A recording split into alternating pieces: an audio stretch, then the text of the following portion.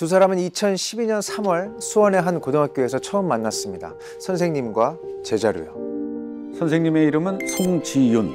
당시 나이 30. 임용 합격 후 세 번째로 발령받은 학교에서 1학년 담임을 맡았죠.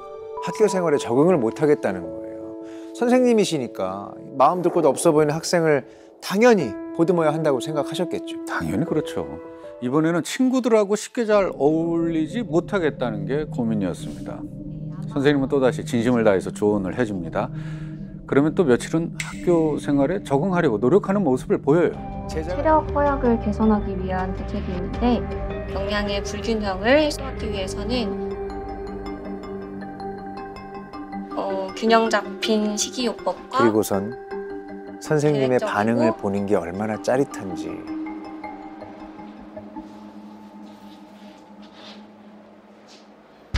그때 험상궂게 생긴 선생님이 다가와요. 그리고는 이름표를 빤히 보더니 네가 강준이구나. 네, 그런데 잠깐 얘기 좀 하자. 무슨 일인가요? 뭐 별건 아니고 너 반으로 옮겨야 되겠는데 우리 반으로 오는 거 어때? 반을 바꾸라는 갑작스런 제안. 어떻게 받아들여야 할까요? 그런데 강 씨는 그 권유를 받아들이지 않고 돌연 자퇴를 합니다. 이렇게까지 상황이 벌어지니 선생님은 미안한 마음이 들었어요. 자신의 반 아이를 끝까지 챙기지 못한 거에 대한 불편한 마음. 그러던 어느 날 강 씨가 다른 고등학교를 다니기 시작했다는 소식을 듣게 됩니다. 선생님은 내내 불편했던 마음이 한결 편안해졌죠. 교실을 지나쳐 밖으로 빠져나가려는 그때 뭔가 이상한 기분이 들었어요. 다시 발걸음을 돌려서 교실을 향했는데 아까까지만 해도 멀쩡했던 게시판이 난도질이 되어 있었습니다. 거기다 더 이상한 건 선생님의 사진만 감쪽같이 사라진 거예요. 같은 시각 사라진 선생님의 증명사진은 한 남성의 손에 들려 있었죠. 모자까지 푹 눌러쓴 이 남자, 바로 강 씨였어요. 그렇게 훔친 증명사진을 가지고 강 씨가 향한 곳은 다름 아닌 선생님의 집. 그의 끔찍한 복수는 지금부터 시작이었습니다. 퇴근하고 집으로 돌아왔는데 현관문 앞에 사라진 증명사진이 붙어 있었어요. 더욱 끔찍한 건 얼굴에 스테이플러가 박혀 있었다는 겁니다.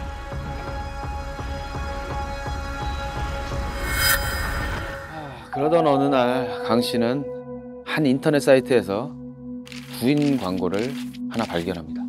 이게 콕 집어서 관공서 공익 근무 요원인 사람을 찾는다는 게 묘하게 이상했지만 마침 돈이 필요했던 강 씨는 목돈 가능이라는 말에 꽂혀서 별 의심 없이 연락을 했고 그렇게 아르바이트를 시작했다고 합니다. 아르바이트는 생각보다 간단했습니다. 바로 사람들의 개인정보를 빼내는 일이었죠. 한 건당 3만 원에서 5만 원 정도씩을 받으면서 개인정보를 넘겼어요. 이게 그 누구도 눈치를 챌 수가 없었던 게 이 강 씨의 주요 업무가 보육교사 경력 증명서 발급 업무를 보조하는 거였잖아요. 말 그대로 그냥 보조였습니다. 네. 그런데 바쁠 때는 같이 일하던 공무원의 아이들을 빌려서 강 씨가 직접 본인의 소관이 아님에도 불구하고 직접 발급하기도 했다고 합니다. 바로 그 아이들을 이용해서 사람들의 개인정보를 유출해서 건네준 거죠. 강 씨는 사실 이 개인정보를 유출하는 게 심각한 범죄라는 사실을 누구보다 잘 알고 있었잖아요. 개인정보보호법 위반으로 1년 2개월 실형을 살다 나왔으면서도 이런 행동을 하려는 데에 사실은 강 씨에게는 이유가 있었죠. 강 씨는 청부살인을 계획하고 있었습니다. 그리고 그 대상은 바로 선생님의 딸이었습니다.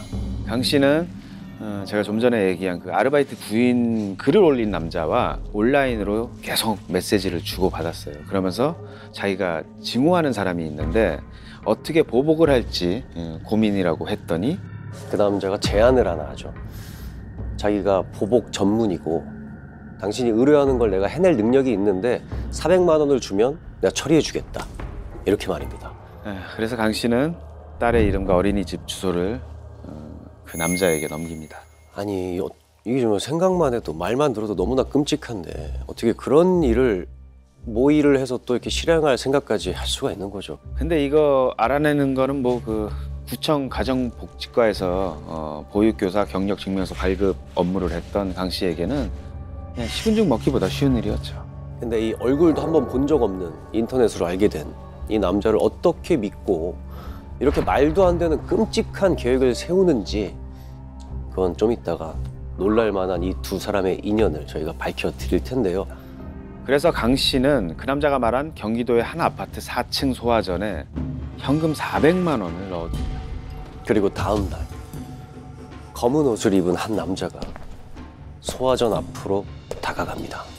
그리고 조심스럽게 문을 열어 강 씨가 넣어둔 400만 원을 꺼냅니다. 정말 이들의 끔찍한 청부살인 계획은 실행이 된 걸까요? 아니요. 소화전으로 다가갔던 그 검은 옷의 남자는 바로 경찰이었습니다. 정말 다행히도 이 끔찍한 범행이 실행되기 전에 두 사람은 경찰에 붙잡힌 겁니다. 얼마 전까지 세상을 떠들썩하게 했던 바로 그 조주빈이었습니다. 네, 여러분들이 알고 계신 그 이름이 맞습니다. 조주빈. 범행 왜 하셨습니까? 미성년자 피해자들 많은데 죄책감 안 느끼시나요? 여성들을 협박해서 성착취물을 제작하고 텔레그램 박사방에 판매한 디지털 성범죄자죠. 사실 조주빈이 여성들을 협박할 수 있었던 건 그 여성들의 개인정보를 갖고 있었기 때문인데 그 개인정보를 강 씨가 넘긴 거랍니다. 자신의 마음을 알아주지 않는 선생님에 대한 분노였지만 시간이 갈수록 그 분노를 주체할 수 없게 됩니다. 강 씨가 선생님에게 원하는 게 분명하게 있었던 것 같아요. 만족할 만한 선택지를 들고 왔으면 좋겠다라든가 말로 해결하면 진작에 끝났을 걸. 피해자가 죽었으면 좋겠다고 생각해서요. 강 씨가 경찰에 붙잡힌 뒤에야 자신의 신부를 철저하게 숨기면서 지냈던 선생님이 처음으로 용기를 내서 인터넷에 글을 올렸습니다. 조주빈뿐만 아니라 박사방 회원들의 신상 공개를 강력히 원하는 바입니다. 특히 여아 살해 모의를 한 공익근무요원 강모 씨 신상 정보 제발 공개해 주세요. 신상 공개가 되지 않는다면 지금 이 신상 공개를 원한다는 국민 청원글을 보고 또 저와 아이를 협박하겠지요. 그 다음에는 정말로 누군가가 이 세상에 없을 수도 있습니다. 저도 안전한 나라에서 평범하고 행복하게 살고 싶습니다. 바로 한 달 뒤인 2020년 4월 10일 2차 공판에 나타난 강 씨의 태도가 완전히 180도 달라졌던 거죠. 굳은 결심이라도 한 듯이 아예 삭발까지 하고 나타나서 한다는 말이 정말 너무나 기가 막혔습니다. 저는 못생기다 못해 찐따 맞습니다. 동물 이하의 열등 돌연변이 정신질환 버러지입니다. 기본도 못해준 나라에서 도저히 살아갈 이유를 찾을 수 없습니다. 우리가 이 나라에서 인간다운 권리를 갖고 있다면 그건 착각입니다. 저는 이 나라를 떠나서 다시는 살아 돌아오지 않기 위해 총력을 다할 것입니다. 제가 법적, 생물학적 한국인이라는 게 부끄럽습니다. 전형적인 가스라이팅. 네, 맞습니다. 피해자를 고립시킵니다. 오로지 가해자가 전달하는 정보만 받아들이도록 한다. 이게 바로 가스라이팅의 첫 번째 단계죠. 맞습니다. 그렇다면 다음 단계도 뭘지 저는 대충 짐작은 됩니다. 수사기관 입장에서 피해자일 수도 있지만 피의자일 가능성도 있는 상태란 얘기예요. 현재는 본인이 피해자인지 가해자인지는 본인은 정확하게 알 거 아니에요. 검사가 지시한 거에 대답 안 하거나 뜸들이거나 횡설수설하고 오해받을 행동 계속하면 강제수사로 전환되고 본인은 전국에 체포영장 바로 내려주고 수배 내려주고 체포되면 2년 이하의 징역 처벌받아서 살아야 되고 들어가지고. 아니 참. 아니 아직 피해자인지 피의자인지도 모른다고 자기가 얘기를 하면서도 어떻게 저런 협박을 할 수가 있죠. 근데 평생을 또 선량하게 살아온 사람들은 자칫하면 내가 감옥에 간다는데 겁이 나죠. 그렇죠. 피해자들에게 불안을 주고 공포를 느끼게 합니다. 그래야 본인들의 지시에 더 잘 따를 수 있으니까요. 그래서 가짜 김민수 검사는 가짜 사건 기록까지 만들어 보여주면서 동욱 씨에게 겁을 줍니다. 자, 본인 몇 급으로 돼 있어요? 특급이요. 네, 물어볼게요. 자, 특급이면 어느 정도 사건인 것 같아요, 본인? 아주 심각한 상황인 것 같은데 중요한 사건. 본인에 관련된 사건이 어느 정도 규모의 사건인지 이제 감이 오죠? 네. 그러면 사건에 집중하셔야 되겠어요? 어떻게 하셔야 되겠어요? 잘 해야겠어요. 전화로 수사하고 난 다음에 또 어디 그 경찰분들이 저희 집에 방문해서 뭘 하나요? 행여 가족들에게 피해가 가지 않을까 걱정하고 있어요. 네, 그러네요. 이렇게 극도의 불안과 긴장 상태가 되기 때문에 피해자들은 의심이나 다른 생각들을 할 수가 없다고 합니다. 보이스피싱은 무식과 무지를 파고드는 게 아니야. 상대의 희망과 공포를 파고드는 거지. 이 대사처럼 피해자들의 뇌가 아니라 심장을 공략하는 게 이 보이스피싱의 잔인한 본질이 아닐까 싶습니다. 블랙 시즌2 영웅 파괴자들.